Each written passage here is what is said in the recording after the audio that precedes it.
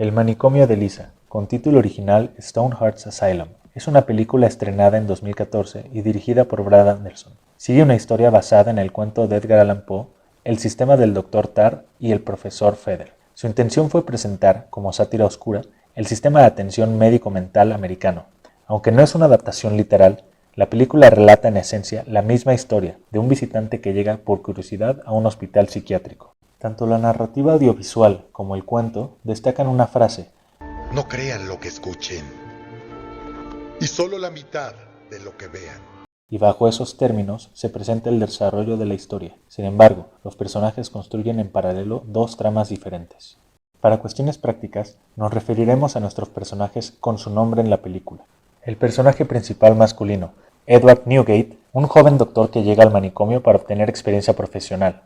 Edward se encuentra con su coprotagonista, Elisa, quien es paciente de dicho hospital. En la dirección está el Dr. Silas Lamb, el médico cabecera del lugar y quien supervisa a los demás pacientes. Posteriormente, se nos revela que también es un interno y el antagonista de nuestra historia, el Dr. Benjamin Salt, quien es el verdadero encargado del hospital y se encuentra encarcelado bajo Stoneheart. Y finalmente, Mickey Finn, un paciente internado por homicidio y que actualmente es la mano derecha del Dr. Lamb. Ambas obras poseen una misma línea general, existen diferencias narrativas contrastándolas. El objetivo será evidenciar estas y la eficacia de cada una en exponer el propósito crítico de la obra, el sistema de atención médico-mental, donde la idea, el libro siempre es mejor que la película, se pondrá en tela de juicio con base en el logro del objetivo. En la película, el tiempo narrativo es a finales del año de 1899 en Inglaterra. Por esas fechas, en el contexto histórico del país se declara la Segunda Guerra de Boer. Por lo tanto, viven preocupaciones económicas y sociales, las cuales se reflejan en el film. Además, el Dr. Lamb fue internado en el psiquiátrico después de un trauma vivido durante una guerra. Posiblemente se trata de la Primera Guerra de Boer. Fue una época de escasez de comida combinado con un frío invierno. Por lo mismo, la sociedad anglicana acepta comer carne de caballo, y es así como lo vemos sirviéndose durante la cena de Año Nuevo en el largometraje. En la época narrativa audiovisual, los procedimientos de sanación para los enfermos mentales eran extremistas, incluso una tortura, métodos que siguen coincidiendo con los de 1845, época del cuento, además de ser inspirados en los tratamientos reales de ese siglo. La diferencia de años con el cuento otorga una postura ante el sistema. En el cuento se mencionan los tratamientos de Maison de Santé a manera normalizada, con cierta burla de los padecimientos, con tal de mantener el control. En la película ya los pacientes de Stonehearts se han rebelado contra el sistema, buscando ser aceptados con sus delirios, y se les trate con dignidad bajo la premisa del Dr. Lamb. Mantenga a un hombre en una jaula y se comportará como un animal. Dele su libertad y recordará su humanidad. Otra postura social que podemos encontrar en la película es el papel que desempeña Lisa Graves. En la versión de Poe ni siquiera conocemos su nombre, pero se infiere que habla de la sobrina de Monsieur Mallard, dada la relación cercana que tenía con su igual, el Dr. Lamb. Elisa está diagnosticada con histeria femenina en ambos relatos, padecimiento que era atribuido comúnmente a las mujeres por el estigma de la emocionalidad y expresión sexual de 1800. Se creía que la histeria se manifestaba más en las mujeres, ya que sufrían de un estrés tan intenso que detonaba contorsiones corporales como se ve en las manos de Lisa. Aunque el padre de la neurología moderna, Charcot, argumenta que la histeria fue más común en hombres, pero en menor intensidad. Edgar Allan Poe retrata a Elisa con compostura, tal como la sociedad veía a las mujeres de 1845, seres agradables y decorativos para tener de compañía, pero con ciertos delirios emocionales.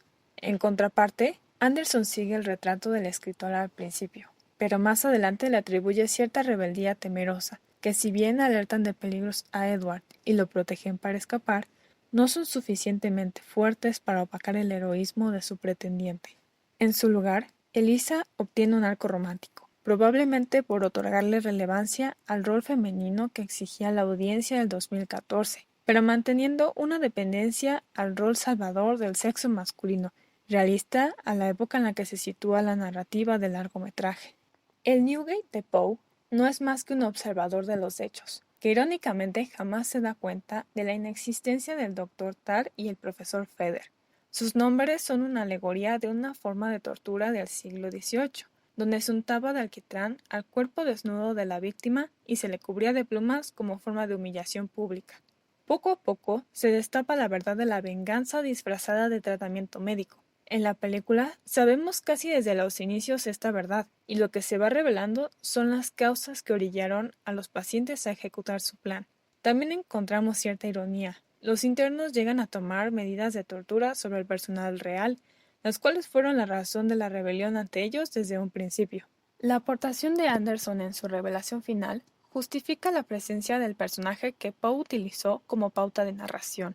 Para la historia de la película, Newgate es el elemento de caos que disrumpe para que exista una narrativa.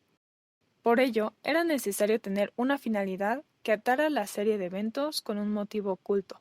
El cuento no detalla qué libera a los encarcelados e incluso sucede casi todo durante una sola escena. El doctor marca lo que se le revela al lector, pero siendo el cine un arte visual, la audiencia puede emitir juicios propios sobre la situación. Por consiguiente, tenemos un castillo lleno de personajes con desarrollo propio y un mitómano como protagonista que tuerce la verdad que el espectador daba por sentada. Las adaptaciones cinematográficas no suelen abarcar cada detalle de una obra escrita por razones de producción, mientras que los textos se recargan en la capacidad de abstracción de su lector. Si bien los lectores y los cinéfilos debaten constantemente entre qué representación es mejor, la interpretación personal influye altamente en la preferencia. En algunos cuentos, las emociones descritas no siempre coinciden con quien las lee, sino que se describe el ambiente de la escena y la persona decide a qué atribuirlo. Sin embargo, los elementos cinematográficos como la banda sonora, efectos audiovisuales y más buscan evocar emociones específicas en el espectador. Adicionalmente, los escritos tienen total libertad de extensión, permitiendo desarrollar una trama compleja por cada personaje. Por el contrario, en las películas, el tiempo puede ser una limitante, y la narración se compone de una estructura casi por completo predefinida. En nuestro caso, donde la esencia es la misma, pero las tramas completamente paralelas, apenas pueden compararse los personajes. Lo que queda sin diferencias es una historia sobre la inconformidad ante el sistema, con un toque de ironía en los motivos. La cuestión de quién tenía la razón depende de a qué bando le preguntes, por lo que el contraste de las obras resulta en una representación de los horrores normalizados de sus respectivas épocas que al final ninguno de los involucrados soportaba. Como mencionó Foucault, donde hay poder hay resistencia, el poder psicológico no perduró, encontrando en la violencia la última alternativa, pero provocando un cambio de roles. La solución propuesta fue la libertad. Sin embargo, Poe ofrece una solución, un método empático y razonable. La reclusión es necesaria, pero el tratamiento es agradable.